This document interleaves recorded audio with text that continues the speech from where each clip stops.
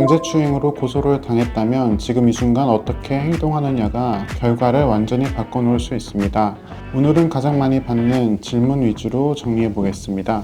강제추행이 정확히 뭔가요? 신체 접촉이면 다 해당되나요? 형법 제298조에 따르면 강제추행은 폭행 또는 협박을 이용해 상대방을 추행하는 행위를 말합니다.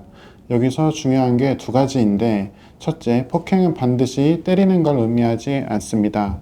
상대방의 의사에 반해 신체 접촉 자체가 폭행으로 인정되기도 합니다. 둘째, 추행에 해당하는지는 행위자와 피해자의 관계, 행위 경위, 당시 상황 등을 종합적으로 판단합니다. 그래서 나는 그럴 의도가 없었다는 주장만으로 방어가 어렵고 구체적인 정황을 법적으로 풀어내야 하는 것입니다.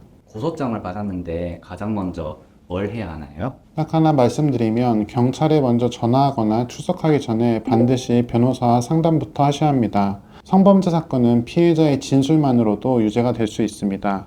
처음 경찰 조사에서 한 말이 나중에 번복하기 굉장히 어렵게 됩니다.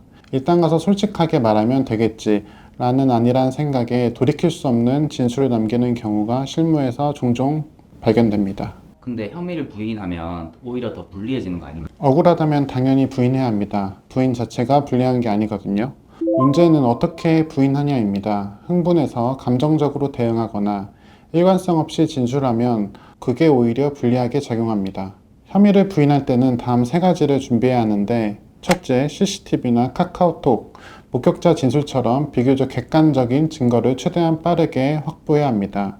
둘째, 당시 상황에 대한 일관적 진술 방향을 변호사와 미리 정해야 하는 것입니다. 셋째, 필요하다면 진술 거부권을 행사하는 것도 전략적으로 고려할 수 있습니다. 진술 거부권은 헌법이 보장하는 권리이기 때문에 이를 행사했다고 해서 그 자체가 불리하게 작용하지는 않습니다. 오해를 풀려고 피해자한테 직접 연락해도 될까요?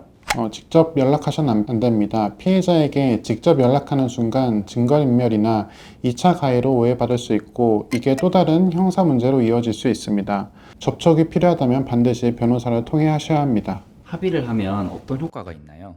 첫째로 사건 초기에 합의가 이루어지는 경우입니다. 피해자가 처벌을 원하지 않는다는 처벌 불원서를 제출하면 검찰 단계에서 기소유예 등 불기소 처분을 받을 가능성이 높아지고, 둘째, 이미 기소된 이후 합의하는 경우입니다. 이때는 처벌을 완전히 면하기는 어렵지만 형량을 낮추는데 결정적인 양형 자료가 됩니다. 다만 합의를 서두르다가 오히려 불리한 조건을 수락하거나 상대방이 합의금만 받고 고소를 유지하는 경우도 있어 이 역시 반드시 변호사를 통해 해결해야 합니다. 강제추행은 벌금만 내면 끝나는 거 아닌가요? 이게 굉장히 중요한 부분인데, 강제추행은 벌금형으로 마무리되더라도 신상정보 등록, 취업제한, 성범죄 예방교육 이수 명령 같은 부수처분이 함께 따라옵니다. 신상정보가 등록되면 매년 관할경찰서에 출석해 사진을 찍고, 아동청소년 관련 기관에는 최대 10년간 취업 자체가 금지됩니다. 교사, 의료인, 사회복지사 등처럼 자격이 있는 직업이라도 일을 못하게 되는 것이거든요. 그래서 강제추행 사건은 단순히 형량만 볼 게 아니라 이런 부수처분까지 포함해서 처음부터 전략을 세워야 합니다. 이상 법무법인 황금파트너스 장우진 변호사였습니다.